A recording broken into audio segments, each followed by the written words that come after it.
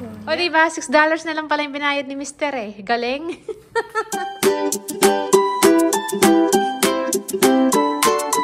Hello kabayan! Always think positive! Good morning po. Ayan. Maaga ako nagising kanina, 4:30. Nagluto ng almusal ni Mr. tsaka ni Panganay, tsaka yung babaunin nila. Tapos, yun.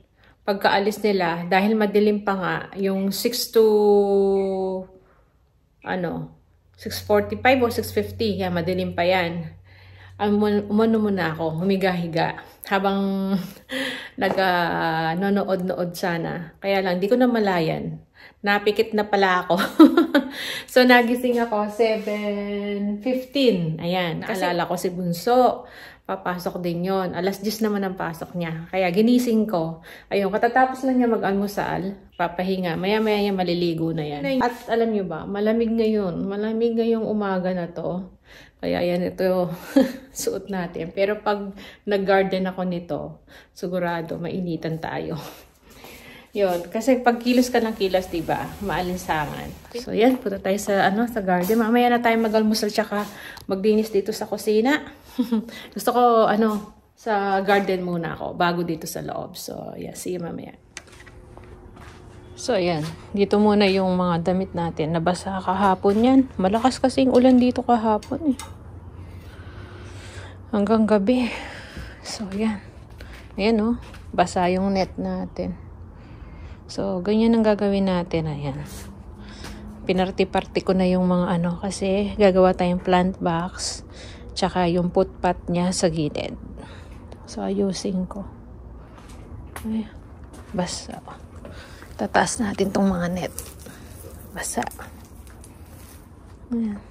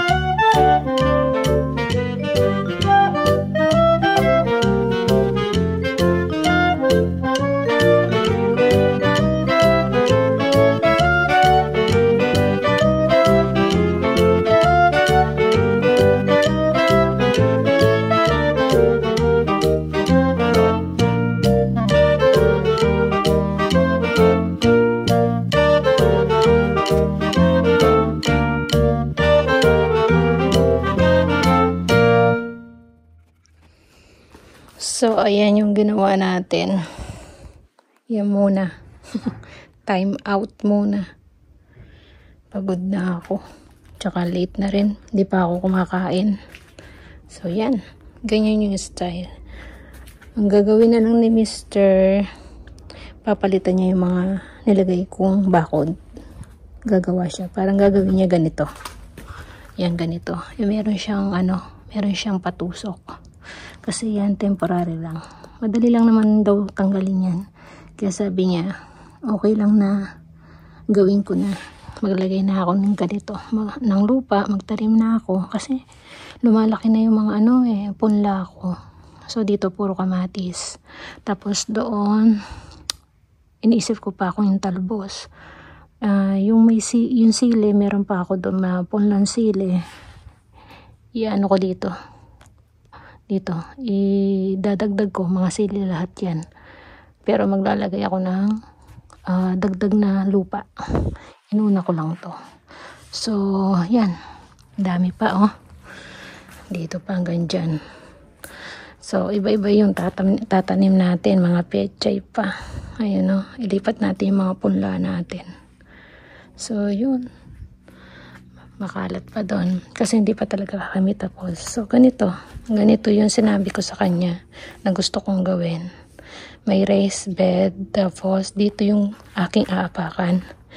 Dito ako aapak. Yung mga talong, hindi ko na tinanggal. Kasi nga, sabi ni Mr. sayang daw.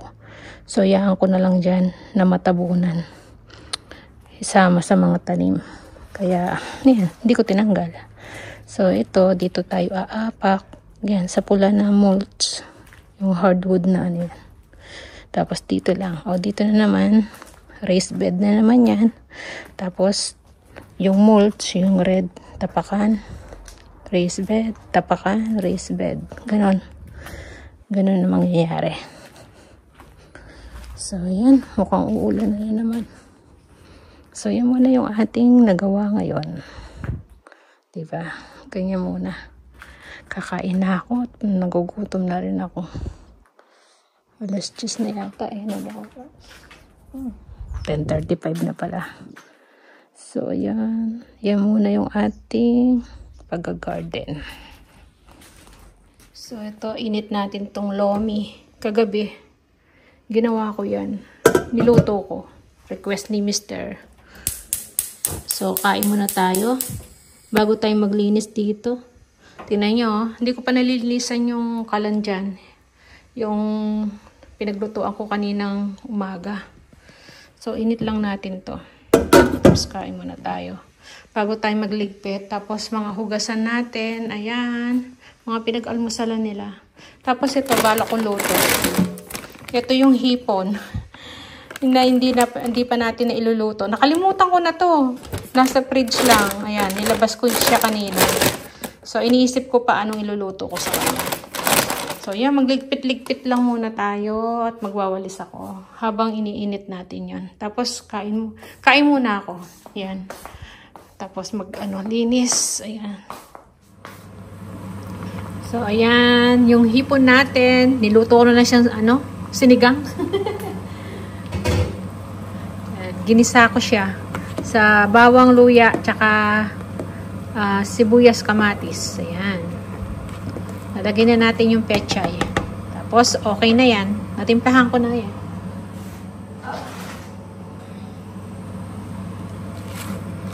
Ayan. Pechay lang yung pansahog natin.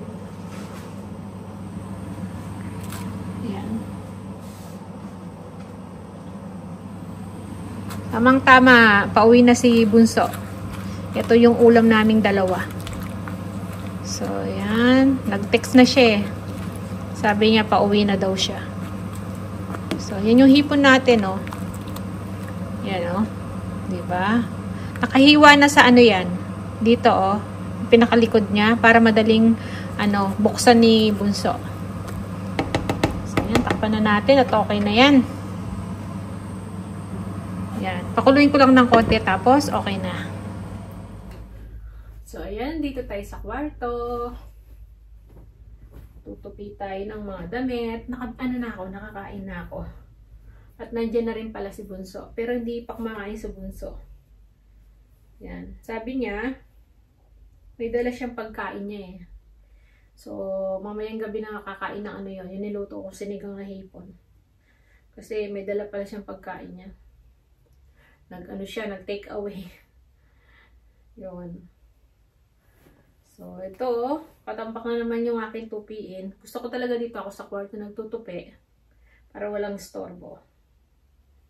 Yan. Tapos, si Mr. paglabas niya pala sa work, mamaya, diretso siya sa sa Woolworths. Kasi nga, kahapon, nagpapalit kami ng ng mga bote. Ayan.